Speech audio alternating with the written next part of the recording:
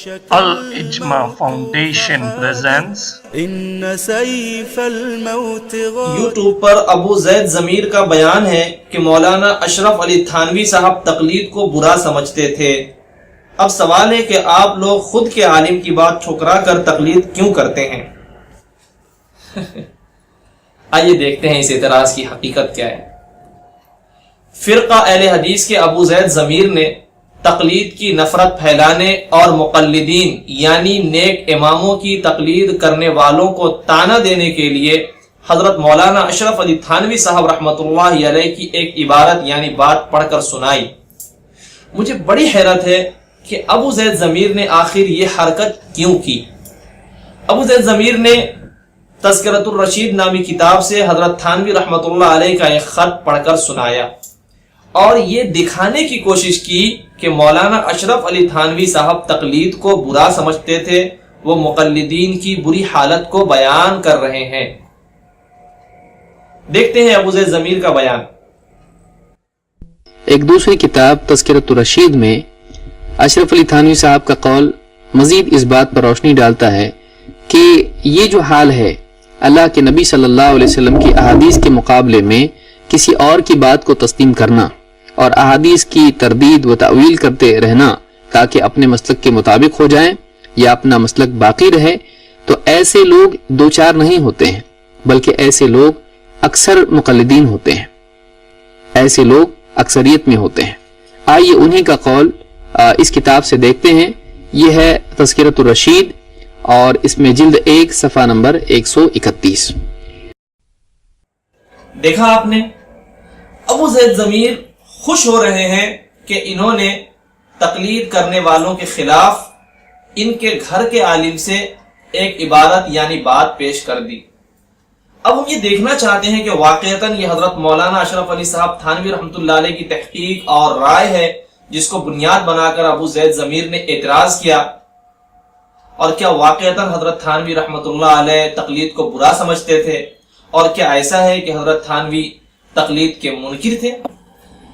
ابو زید ضمیر نے حضرت مولانا اشرف علی صاحب تھانوی رحمۃ اللہ علیہ کی جس عبارت کو بنیاد بنا کر تقلید کرنے والوں پر اعتراض کیا ہے، حضرت نے خود اس کا جواب آج سے تقریباً 100 سال پہلے اپنی کتاب میں ہی دے دیا تھا۔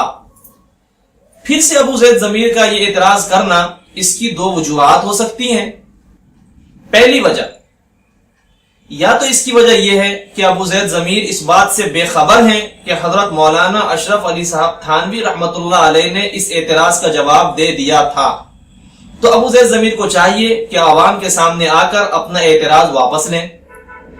دوسری وجہ یہ ہو سکتی ہے کہ ابو زید ضمیر کو معلوم ہے کہ حضرت تھانوی نے اس کا جواب دے رکھا ہے، اس کے باوجود لوگوں کو دھوکہ دینے کے لیے یہ اعتراض کر رہے ہیں، تو ابو زید ضمیر کو چاہیے کہ توبہ کریں۔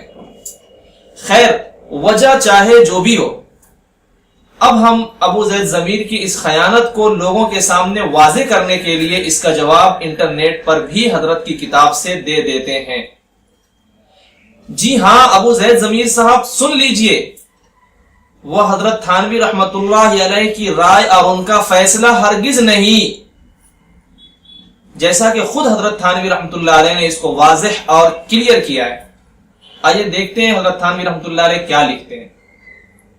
مولانا نے اپنی کتاب امداد الفتاوی کے اندر اس بات کو بیان کیا ہے کہ تذکرۃ الرشید سے میرے خط کا جو مضمون نقل کیا ہے وہ میں نے بطور تحقیق اور رائے کے نہیں۔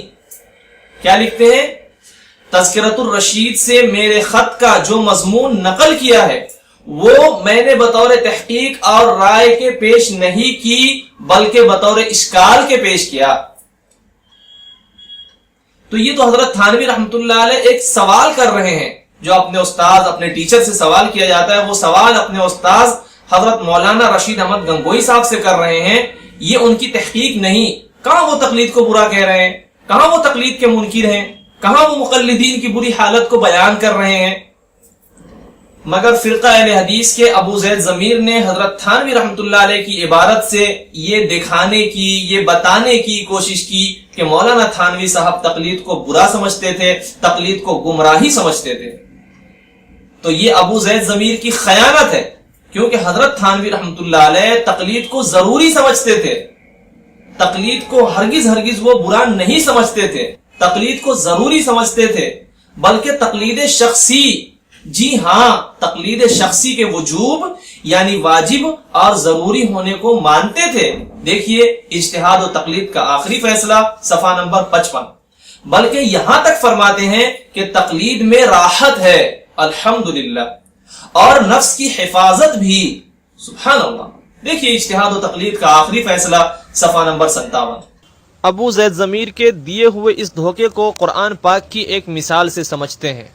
سورہ بقرہ آیت نمبر 259 میں ہے کہ حضرت عزیر علیہ السلام کو یہ سوال پیدا ہوا کہ اللہ پاک مردوں کو دوبارہ کیسے زندہ کریں گے؟ اللہ رب العزت نے اس کا جواب اسی آیت میں دے دیا۔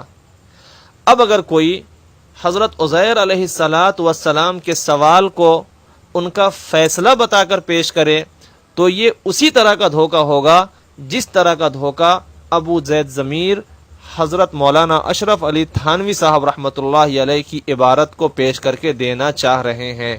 اب ہم ابو زید ضمیر جیسے لوگوں کو ایک مشورہ دینا چاہتے ہیں کہ اگر بات کریں تو بھلی بات کریں، ورنہ چپ رہے۔ چپ رہنا بہت بڑی نعمت ہے۔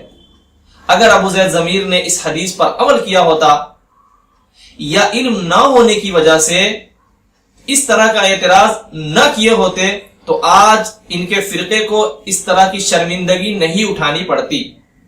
دوستو، کسی کے سوال اور اشکال کو اس کی رائے، اس کی تحقیق اور اس کا فیصلہ بتا دینا، کیا کوئی ایمان والا شخص ایسا کر سکتا ہے؟